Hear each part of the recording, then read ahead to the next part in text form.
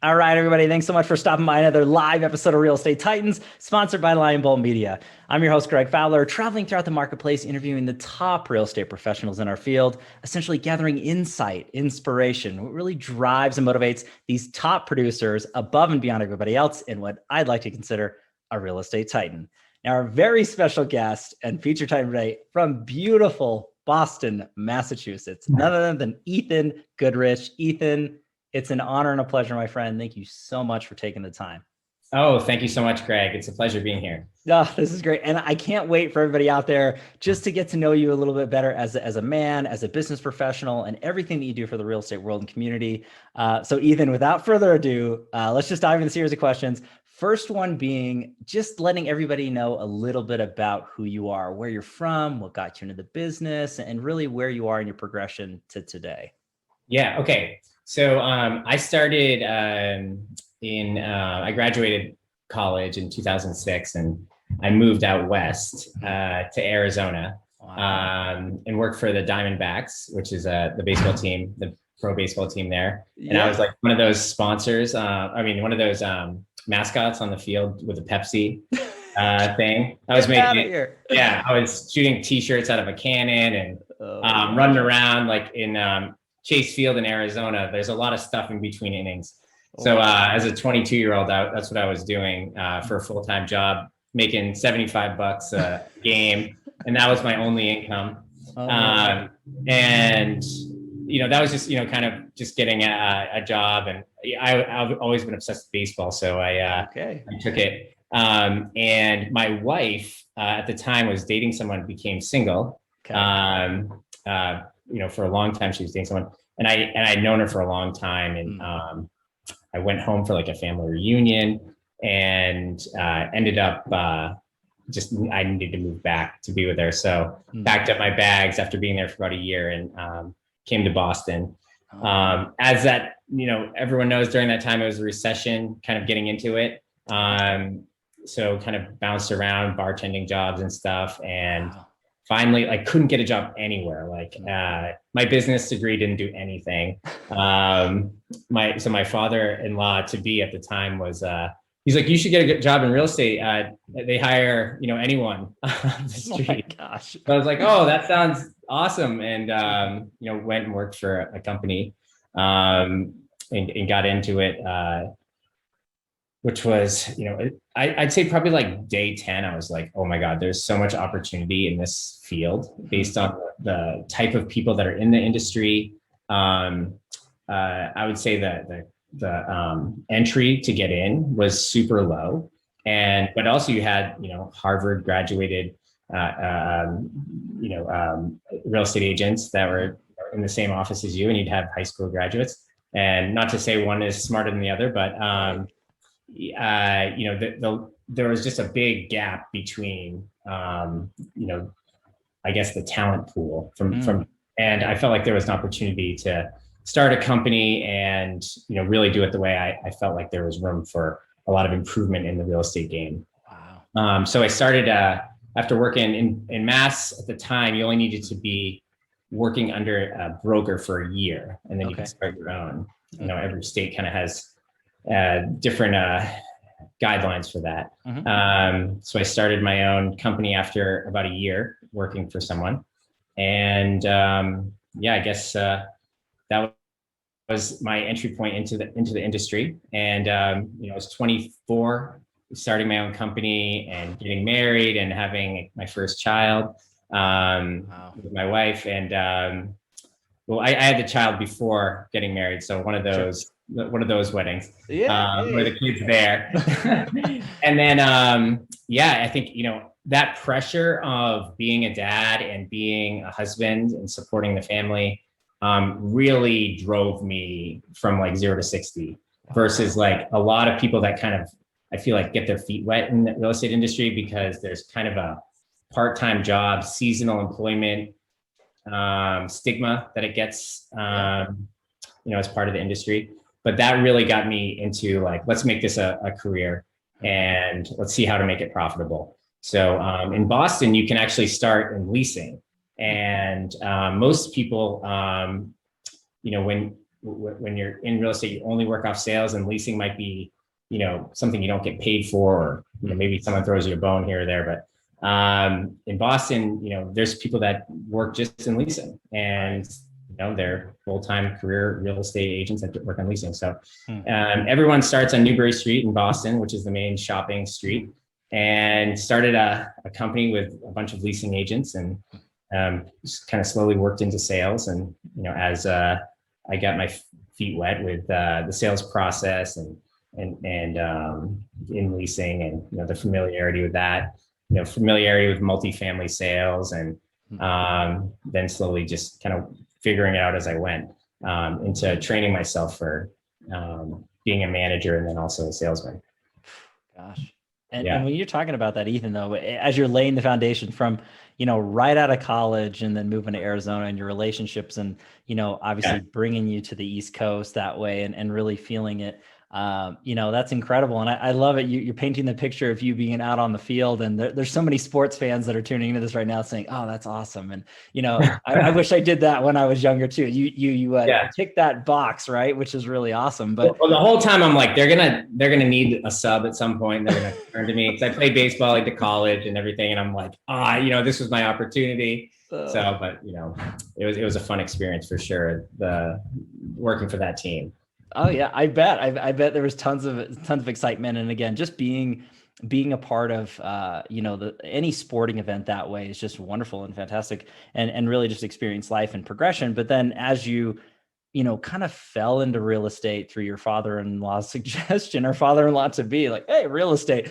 And I think that there's very few people, and especially through the Titans, we've had hundreds of episodes, and I can't really, I don't even think I can count more than on one hand where they knew at a very, very young age, I'm going to be a real estate professional. It's one of those things that you kind of fall into, or you're recommended, or you have a peer that's doing well in real estate and kind of goes through, but you've seen it through progression, because you've been in the business for over a decade. And, so let's talk about, so after you jumped in and you were kind of going down, as you said, kind of starting in leasing and then improving and going through into different progressions. Yeah. What's the next chapter and leading up to today? So I had my story is a little different, because I had to figure out how to run a business and also figure out how to be an agent at the same time. So I was always kind of pulled in two directions, and figuring out, how much support I need to give, and then how much training I needed to, or how much risk I needed to take with myself, and learning the business for myself. And it was always like a balancing act of, getting agents to trust to work for me, and for me to be their mentor, and then pulling back and focusing on my own growth. And I think it started with, it's just baby steps, and, just getting someone to work for you to start is such a, I had so much gratitude. Someone actually wanted to work for me. And I was like, this is ridiculous. Someone's wanting to work for this guy who has no experience. And I remember I probably hired over 130 agents that have worked for me over the years. And, the first 10 or so might have only lasted like a month. Like the turnover rate was like a month or so. Yeah. And I have a 12-person team right now, and everyone's been on the team for, I would say the average is probably about 4 or 5 years. Beautiful. Now. So it's, a really low turnover rate. We don't really lose anyone unless we lost someone that was moving kind of like I did for a relationship, sure. But stayed in their industry. So, and I think it's just a slow progression of figuring out yourself on the team side of what type of people you want to hire, and not just hiring anyone with a warm breath, and in figuring out who matches well with your energy. And I find that a lot of easygoing people, maybe I don't need a gunslinger or, prototypical car salesman type pushy agent or that type of energy. I think there's some important sales tips to learn from different, styles, but you can kind of make it your own. And I just found more of figuring out people that I'd want to hang out with outside of work, were the type of people I wanted to hire. Yeah. And that process, I mean, everyone's like, how do I hire an agent on my team? And I'm like, oh my God, how much time do you have to like let you know all the failures I've made? And some of it's becoming friends with them and getting too close, and then having to break up and having a lot of breakups. So there's a lot of pain and struggle that goes with figuring out the boundaries too of that peer relationship. So that definitely, I feel like I now am completely comfortable with the hiring process. Gotcha. And, there's still, I guess, new roles that emerge that I feel like we could have specialists in. And that's where our improvement can go. Sure. But, and our processes always can improve, but, the actual type of people and energy I like is, it's now rooted in our team. But I love the fact that you identified and addressed that. And it didn't happen overnight though, Ethan. No. I mean, as you stated, it was repeat and, trial and error until you found that formula and it works for you. But there isn't a one size fits all in real estate, being a team leader or producer, either way, right? And it's good to have a lot of, personality diversity on your team. And just to be able to have different types of, and I wish I did this earlier in my career, but personality tests, really trying to match, the type of either staff or support with their personality, and then because getting into real estate doesn't mean you need to be an agent. You could also be support or marketing or transaction coordinating, and I think there's a certain personality type for each of them, and there's a lot of success that can happen in each of those paths. And if you're, a rainmaker or a team leader, the agent that's bringing most of the business to the team, I think there's a personality type for that as well. It's not always the same, and I'm sure a lot of people do well with different personality types, but I find that like it's a general 80-20 rule where most people have like similar styles that are in certain roles. So I try to focus on matching that style now as well, and trying to learn where you're not putting a square peg in a round hole with some people that want to get in the industry. Gosh, that's beautiful. And again, that Ethan, that's why, I'm really enjoying our conversation, is because you're somebody who's a true practitioner. You've been there, you've done that, you've really seen the pros and cons and really evaluated and readjusted to where you're at. I want to talk about Compass for a second and what your thought process was, being there, because there's so many different companies, there's so many other opportunities, and Compass has a wonderful brand and business. But I was just curious as what your thought process was. And why. So in 2015, Compass came to Boston, and I had been following them a couple years before because they were a rental agency in New York. Okay. And they had a really good website. And I remember turning to my website developer. I'm like, can you make this website? Like, no. Oh, it's going to be so expensive. I was like, all right, never mind. But like, let's at least try to make the theme look like it, or, know. And then I remember they announced the move to Boston. They one of their strategies initially was like kind of finding some top agents in the city and building off of them. And I think that was kind of their strategy nationally too. And then in 2018, they approached me probably for about 6 months. Okay. And I had owned an independent firm for 8 years at the time. And, I was always like, kind of against the corporate man, and didn't want to, lose power or creative control, or have red tape with any of the decisions I like to do. So it was a tough decision, but it just came down to a profit and loss statement and figuring out, or, part of it's a leap of faith, but figuring out, when they offered to buy my company, what that would mean for the future, what would be the break-even point, figuring out a split versus not having one at all, or being able to determine the agent splits that work for me, and then having to work within one and figuring out what that margin would be for your team members. So, I definitely am more of a math-brained thinker, and just broke it down on Excel sheets and tried to, as well as taking an optimistic view and risk Sure. into working there. But, going into making that decision, I guess what I really love about it is not what I didn't even cross paths. It didn't go through my head at all. Wow. I think the biggest thing was joining there from like a small firm no one knows, and being part of, like, you always feel like you're under attack as an independent agent or independent owner. Sure. And the sense of community, like, it was like almost like a weight off my back of like, oh, I work at Compass, and everyone's like, oh yeah, I know Compass. And versus like Goodrich Residential, which is this family-owned business, and no one, it was always an explanation of who we were. And then I always felt like someone was stealing my ideas or secrets, or I couldn't tell anyone anything about my business when I owned my own.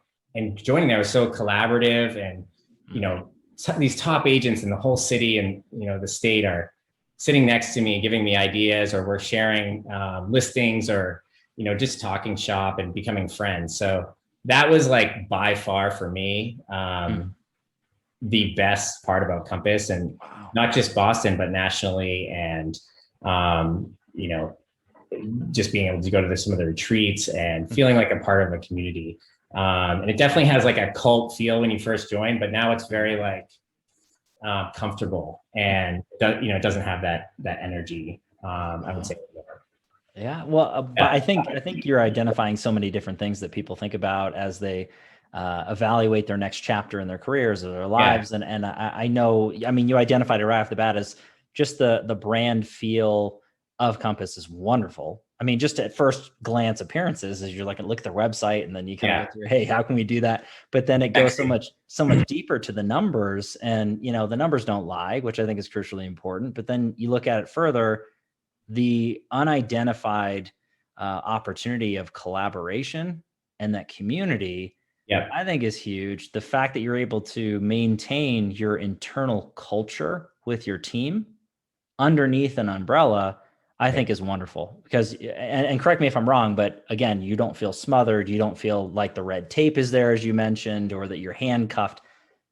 I mean, that's a huge thing. That's a huge thing. Yeah. I mean, and, there's always going to be rules working for someone else and that you have to follow. And, but I never feel like smothered, like you said.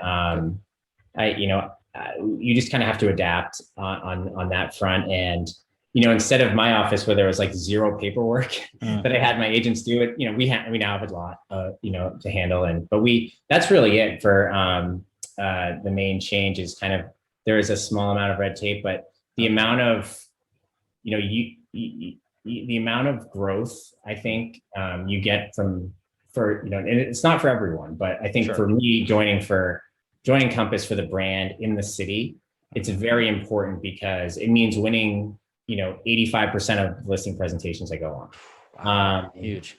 Having 5 buyer leads a day, and you have that credibility behind you. You can be selective with your clientele, and there's a sense of like built-in loyalty when someone calls you and trusts that brand ahead of time.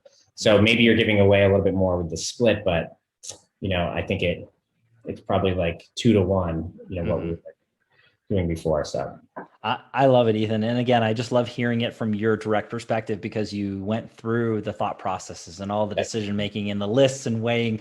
So it's just really great for everybody out there to kind of know why you're where you're at. So, but with the team, before I move on to the next question, I know everybody's always wanting to learn and grow from the Titans and look at the patterns on advice. But I do want to ask about your team specifically. And we had a brief conversation before we went live, but I want to know a little bit about the growth of the team and opportunities for people, if anything resonates with them, or if there's any connection or opportunity. What's that look like for you guys? Okay. So, as far as like, just to put it in perspective, we're a pretty young team. Everyone's, in their 30s or 20s in my team. Love it. And I say that because I think there's a lot of teams that start becoming a team a little bit later on in their career. And there's a lot of different types of teams. We're like a traditional, we're almost like a company, our team. We run it like a tight ship. We have an operations director. We have support. I have my own assistant, and then we have Compass's support. And then also, a leader of the team as well. So, but there's teams that operate like where there's two people and they're there just to make sure the other one can have vacation time. And there's that type of team. And then there's, smaller teams that are a smaller scale of our operation. You don't see a lot of mega teams in Massachusetts, like in some states, but so we're on the larger side of things. So we definitely run it more like a company. Our growth, we've always been about this size, like 10 to 15 agents. But now we have, 15 quality or 12 quality, like really great agents right now. Wow. And, our growth went from, we did 75 million in sales last year and about 100 sales. And we're actually we're at that number right now we're at 102 sales and 75 million this year, and we're only halfway through. So it's great. It's definitely someone's calling me in. It's definitely crazy the amount of growth, and that number doubled the year before too. So but I think part of it is the market right now. It's people are very positive on it. And then part of it is our team is now hitting a stride in that like year 5, year 6 agent where things go a lot slower for them, and they can really do a quality job and take on a lot of clients at the same time. Wow. Versus being like overwhelmed. But I think there's always opportunity for us to do better and not be so much be better as a team helping each other. And there's opportunity for people to join our team now as well. Okay. I think if I was to do it over again, I probably would work for a top real estate agent and just take notes. It probably would have shaved 2 or 3 years off my career growth. And one of the things I do with my agents is I'll hire someone on my team who's on the sales team. I'll make them become my assistant for a year. Love it. And they'll make money, but it's more about like you get to learn from a top producer in the city, and someone that also has like a really diverse background with being part of thousands of transactions. Sure. And basically thousands and tens of thousands of problems. And I think that's what really separates people is how many problems they've seen and gotten through. So that's, something that we're now trying to hire that, that position again, and expand it for, the next year. And then, if people want to go on their own or stay in that position, that's always an opportunity too. But, I think that does well for a jump start for a lot of our agents. Oh, I think it's brilliant. Ethan, anybody out there who's watching or listening, that's sound advice and absolutely true. I mean, there's so many professionals that I've talked to over, all the years, and it's really learning from the best and brightest minds directly. And it's like a paid internship, if you think about it, or a mentor mentee. I mean, what an incredible opportunity to be able to eat, sleep, and breathe directly with somebody who's been there, done that. And you're absolutely right. Cutting years and years off of a learning curve to get you there. And some people argue, oh gosh, well, I'm getting paid less or my split's different. Yeah, right. That's short-term thinking. Long-term is you're going to make that 10 times over, really cutting through, understanding the processes, the systems, negotiation, human behavior. I mean, there's so many things that you would learn that way. Yeah. Huge. And I agree with you 100%. Yeah. 100%. And just, the nuances of every city that you work in is, I feel like, a lot of people have put up these blocks of, oh, I can't do that because I don't know if I'm doing it the right way. And I think there is a lot of, things that happen in Boston that don't happen in, 20 miles out of the city. Right. For instance, like we use attorneys like from start to finish, and outside of the city, sometimes they use agents to start the whole legal work. And it's like, this is completely different, and we're, 20 minutes away. and, or the way they write their terms, or, the relationships that exist, the people that you need to know about, and,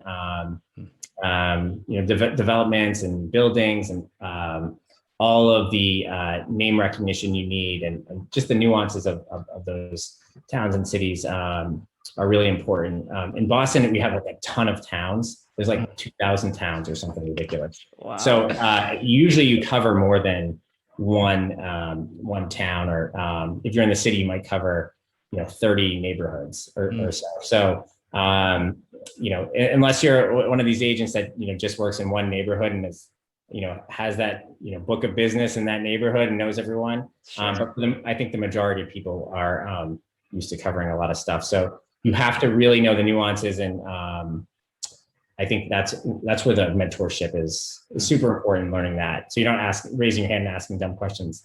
Yeah. No, Ethan, I think that's fantastic. And again, just to give everybody a little bit of perspective on that, we're going to have links in the comments down below as always, so that you can learn a little bit more. We're going to have websites, social media links, everything along those lines. I would highly encourage everybody to follow this man and the team and really learn a little bit more, especially if you are in the Massachusetts or greater Boston area. But Ethan, I want to ask the second question, even though I've been asking you a million questions as it is, but the second main question, and this is what everybody tunes in for, to dive a little bit deeper into the guidance side. So I guess if you could look back at your career thus far and pick or choose one or two things that you added or implemented to your business that you really saw growth, you saw the needle move, what advice would you give anybody watching or listening? Doesn't matter if they're new or seasoned, anything in between. What would you say?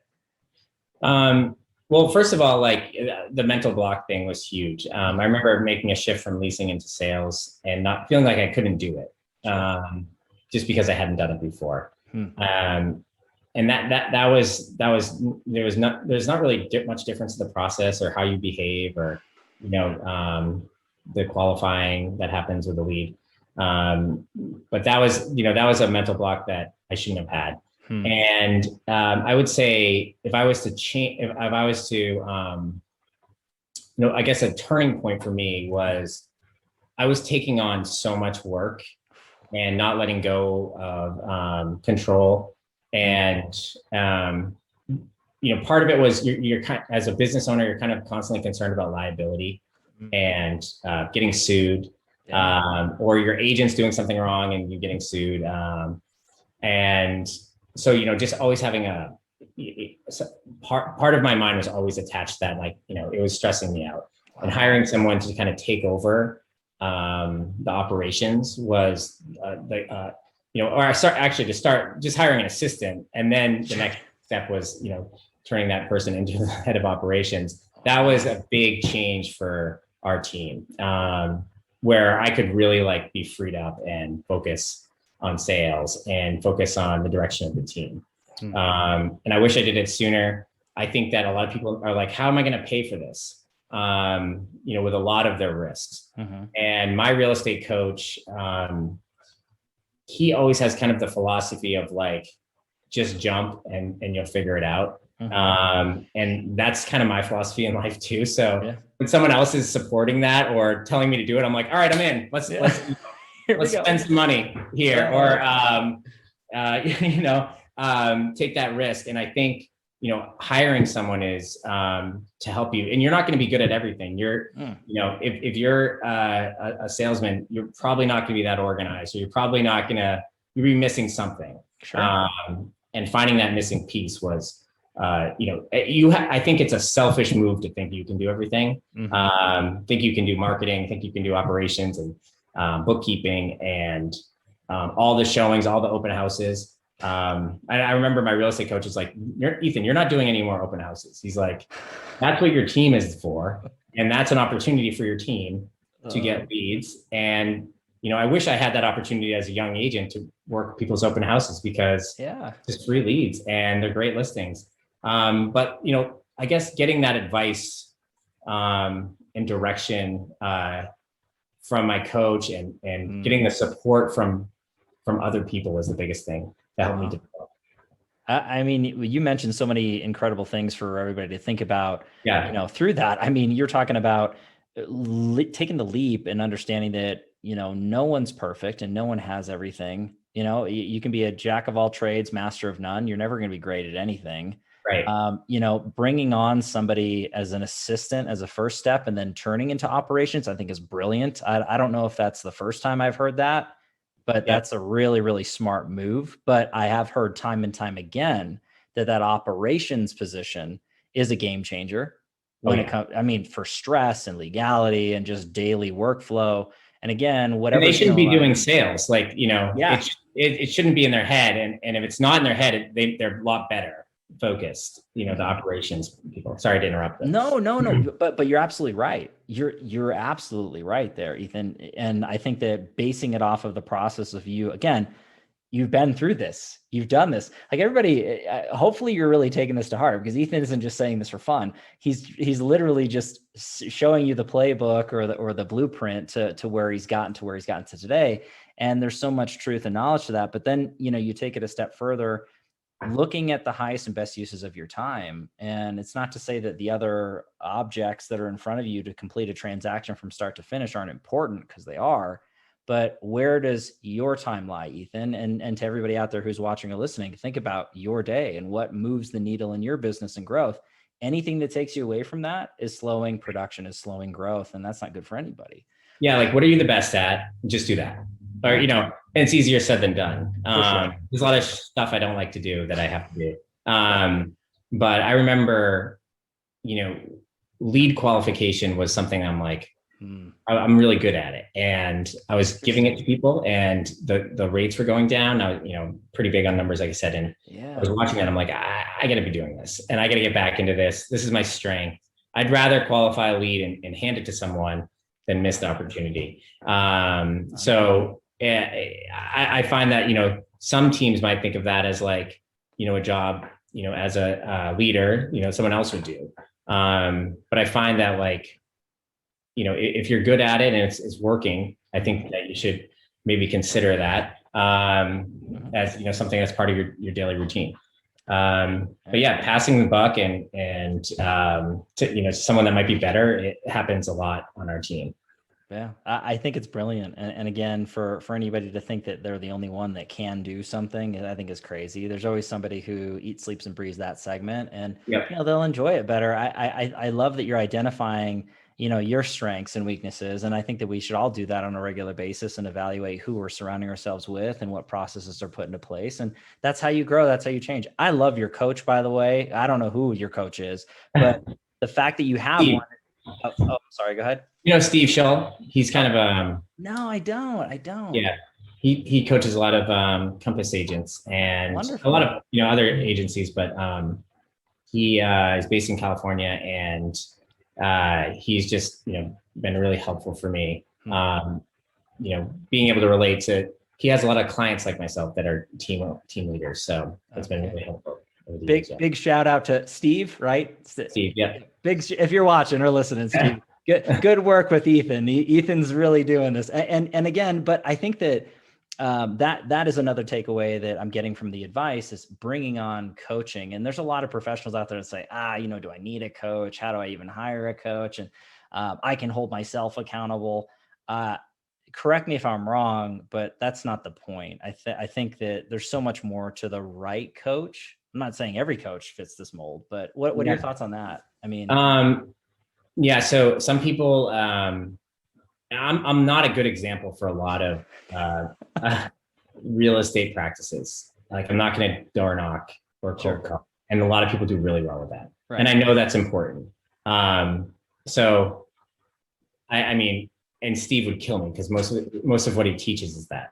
Okay. But I find what I like from him the most is the emotional support, the support of like, am I doing the right move? Am I making the right decision? What are other teams doing? Like with their, how are they structuring their team? Or like, what is their, when they get a listing, what happens? And he's really good at walking me through like other things. And sometimes I'm like, I don't like that. I'm doing it my way. And he might tell other people, this is how Ethan's doing it.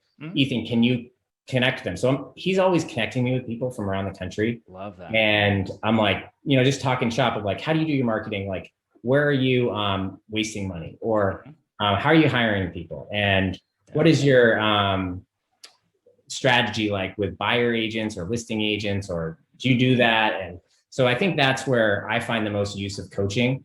If you're just a solo agent, I find the accountability would be a big thing with coaching. But I also think it becomes like a community as well, where you start getting introduced to people. You might get some referrals out of it. And you might strive, like I do, to impress the coach. So I'm always like, oh, damn it, Steve's about to call. Like, I got to tell him, like, you know, what I didn't do this week, and he's going to be pissed. Oh, no. So that's, you know, it's, I like that element of kind of having to answer to someone. Yeah. But, you know, before, when I was running my own independent firm, I wish I had a coach, because he would have helped me through a lot of decisions that were, you know, hiring, firing, direction, strategy, you know, people that were like not a good fit, or, you know, I don't know, just like those things. It's good to run by someone that's objective to everything. I love it. And really somebody who can be neutral and just open enough to call things out as they are, to be a soundboard, to be a dot connector in the real estate space, right. To really provide systems and processes, as you mentioned. I mean, there's so many things to that, but the right coach, they're not all created equal. I mean, I've had conversations with so many of them. I'm sure you have too. And everybody's watching or listening, like, well, where is that coach?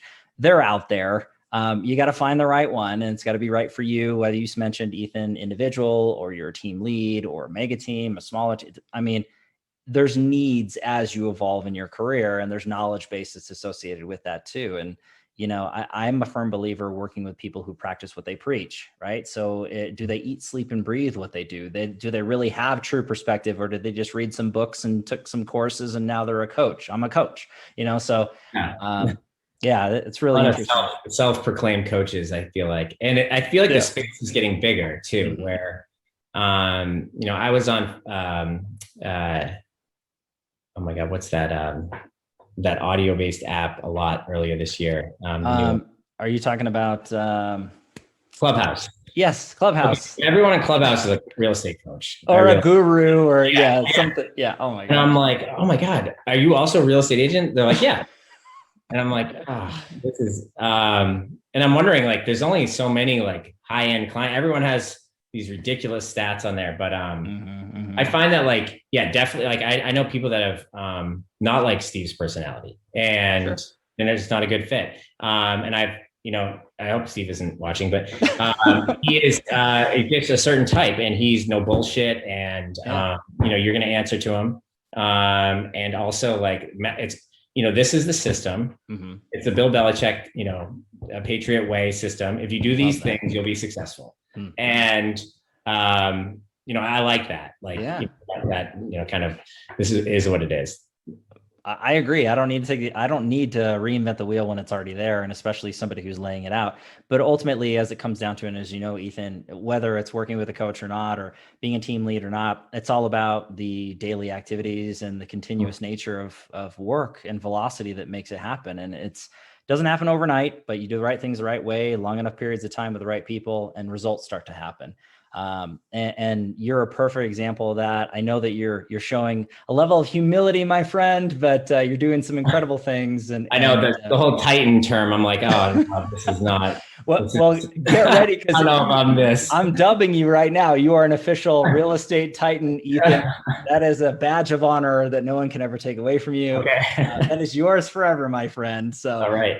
That is it. I'm done. It's there. So humility down for a second for that. But no, seriously, Ethan, this has been an incredible opportunity, and you've shed so much knowledge and inspiration, and really just getting to know who you are and why you do what you do. But then furthermore, for people out there, just learning from somebody who's a true practitioner is just an absolute incredible opportunity. I know everybody appreciates this, myself included.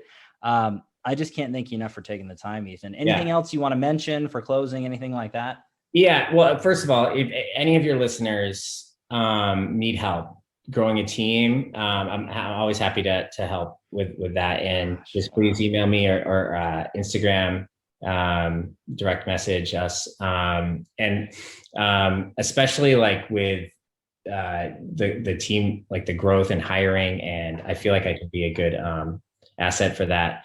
And then, yeah, if anyone is in the Boston area, looking to join a team, I'd love to meet you. And, whether you're, a year of experience or just getting into the industry, or, 10 years in, we have kind of, different agents of different levels on our team. And it's just kind of a match to our personality that, whether it's going to be a good fit or not. But even if it's not, I'd love to meet you and introduce myself. Gosh, that's huge, Ethan. And again, I appreciate you from the bottom of my heart opening that door. Your DMs will be a little flooded, so hopefully you're okay with that. But and I would encourage anybody out there, because the audience is so in depth as far as a national, international basis. Referrals. I mean, again, anybody out there who wants to send business or referral business to the team, please, I'd encourage that. We're going to have links in the comments down below, like as always, so that you can really connect and engage. But I think that that's an important thing, to network with great professionals. And that's a big deal for sure. Yeah. I mean, some agents that, that's how they make their whole living, is through referrals. And it seems like, it's always an opportunity for us to do better. And I always joke about, with my wife, let's go on a road trip and, go meet other, and she's like, that sounds like the worst. Yeah. Like me watching you work the whole time we're on vacation. But I'm like, all right, well, maybe I need to go to Nashville and all these cool cities that have real estate offices that, another thing with finding referrals I found is find a city that's symbiotic with you. I've gone to some cities and I'm like, there's no reason someone from, this city is ever coming to Boston. Right. And, put your energy where Boston is DC or Florida, or I don't know. There's just certain markets that do really well with it. So find that market for your city and put more of your energy into maybe finding 20, 30 agents in that town instead of one around the country, and being, kind of spread out. Yeah, I think that's great advice. I guess to your wife's potential thought process, oh gosh, why would I want to go around the country and watch you work? My opinion would be, you would select great locations for restaurants and activities. And it's not like you would be working the whole time. It's just along the way, you might say hi to somebody. So I get where you're coming from, Ethan, but I hear you loud and clear. But no, seriously, Ethan, thank you so much from the bottom of my heart. I appreciate all your time. And, I can't thank you enough for being on the show today. Yeah. Thank you, Greg. Appreciate you having me on, and hopefully we'll talk again soon. Absolutely. 100%, my friend. And everybody out there, thank you as well. And as always, for your time and attention, your love and support here at the Real Estate Titans. If you like what we're doing, please don't forget to subscribe. You know what to do at this point. I do have to give our sponsor a quick shout out, Lion Bolt Media. If you are in real estate and you're looking to grow and develop your business to a higher level with digital marketing and advertising, visit lionboltmedia.com. They have a free mini course. We are live here every Tuesday afternoon on Real Estate Titans. We have a different location, a different Titan. We'll catch everybody on the next live episode real soon. Take care. Thanks, Ethan. Hey, Greg. Bye.